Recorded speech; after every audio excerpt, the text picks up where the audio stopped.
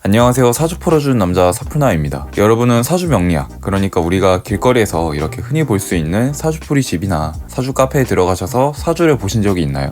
아마도 몇 번 보신 분은 있어도 한 번만 보신 분은 잘 안 계실 것 같아요. 그런데 이렇게 사주를 보다 보면 정말 말 그대로 사주가 좋은 경우가 아니고서는 여러 방송에서 자주 언급되는 것처럼 올해 재물이 빠져나간다거나 이성을 잘못 만나거나 시험에서 떨어질 수도 있다처럼 안 좋은 말을 한 개 정도는 들을 수밖에 없거든요. 이런 말들을 듣게 되면 아무래도 그때 들었던 말들이 계속 기억이 남게 되고 그 사람이 사주를 제대로 본 게 맞는지 다른 역술인들도 같은 소리를 하는지 궁금해서 두세 번 더 볼 수밖에 없죠. 그런데 여기서 문제가 발생합니다. 사주풀이 하는 집마다 같은 말을 하는 게 아니라 역술인 제각각 모두 다른 얘기를 해주는 거예요. 이렇게 일관성이 없다 보니까 역시 사주는 믿으면 안 되는 거였어 라고 생각을 하고 시간이랑 돈만 벌었네 하면서 이후로는 사주에 대해서 아주 안 좋게 생각하게 되고 말아요. 그런데 여기서 중요한 포인트가 두 개가 있어요. 역술인마다 같은 사주를 두고서 하는 말은 달라야 정상이다. 사주는 운명을 점치는 것이 아니다. 이번 영상에서는 여러분들이 사주 명리학에 대해 오해하고 계시는 이 두 가지에 대해서 한번 알아볼 거예요. 영상을 모두 보시고 나서는 사주 명리학에 대한 생각이 바뀌면서 사주풀이를 보시더라도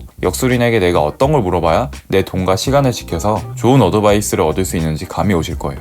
일단 사주풀이집에 들어가시면 앉아 계신 분들이 우리들의 사주를 보고 해석해줄 수 있는 이유는 사주 명리학을 단연간 공부하신 분들이기 때문이겠죠. 이분들은 동양 철학의 근원인 음양오행부터 시작해서 사주풀이를 위해 필요한 다양한 지식들을 우선 책을 통해서 습득했을 겁니다. 그런데 책을 통한 배움만으로 사주풀이를 위한 충분한 지식을 얻을 수 있을까요? 사주 명리학이 아니더라도 평범한 사람이 어떤 학문을 공부하고 남에게 가르칠 수 있는 상태까지 도달하기 위해서는 책만으로는 부족해요.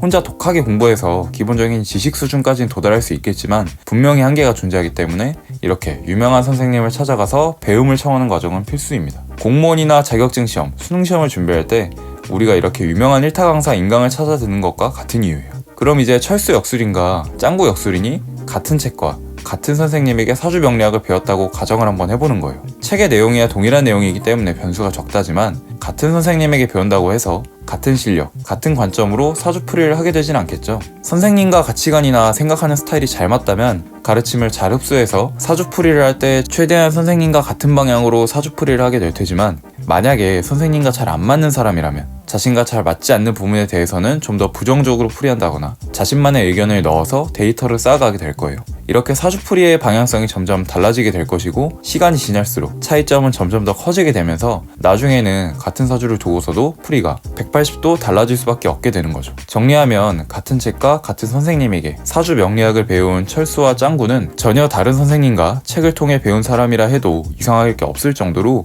풀이 스타일이 다를 수밖에 없는 거예요. 물론 풀이 스타일이 다른 것이지 굵직한 내용 자체가 다른 건 아니에요. 이렇게 역술인들 입장에서 사주 명리학을 공부하는 과정을 생각을 해보면 역술인마다 사주풀이에 편차가 있는 점은 당연한 거고 자연스러운 현상이라는 점을 말씀드리고 싶어요.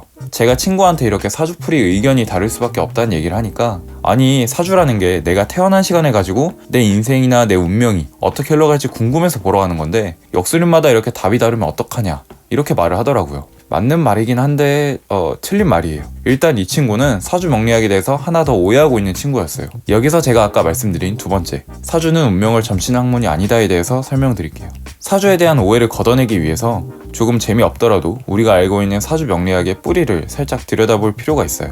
우리가 점치는 것과 사주 명리학을 헷갈려하는 이유는 역학과 점수를 구분하지 않기 때문이에요. 타로 카드와 같은 점술은 사람보다 상황에 초점을 맞춰서 장래를 점치는 거지만 역학은 한 인간의 운명을 변화의 개념을 중심으로 다루는 학문이에요. 여기서 중요한 점은 바로 변화의 개념이 중심이라는 거죠.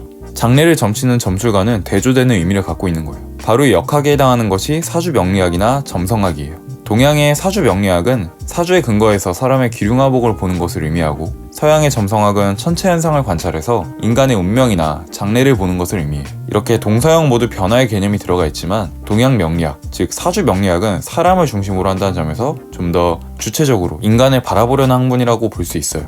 정리하면 사주 명리학이라는 건 뿌리부터가 변화의 개념을 중심으로 구성된 학문이기 때문에 정해진 운명을 읽는 것이 아니라 동양 철학의 근원인 음양오행을 기본으로 해서 상생과 상극의 조화와 균형을 위해서 도움을 주기 위한 학문이라고 이해해 주시면 좋을 것 같아요. 오늘은 이렇게 해서 사주에 대한 신뢰도나 약간 믿음이 부족하신 분들에게 조금이나마 오해를 풀어드리고자 영상을 만들어 봤는데요. 이번 영상을 통해서 구독자분들이 갖고 계신 사주 명리학에 대한 오해를 푸는데 도움이 되었으면 좋겠어요. 사주 명리학 공부나 상담을 통해서 내 운명을 보는 게 아니라 내 삶이 조화로운 방향으로 나갈 수 있게 조언을 주는 좋은 역술인 분을 만나셨으면 좋겠습니다. 그럼 다음 영상에서 뵐게요. 감사합니다.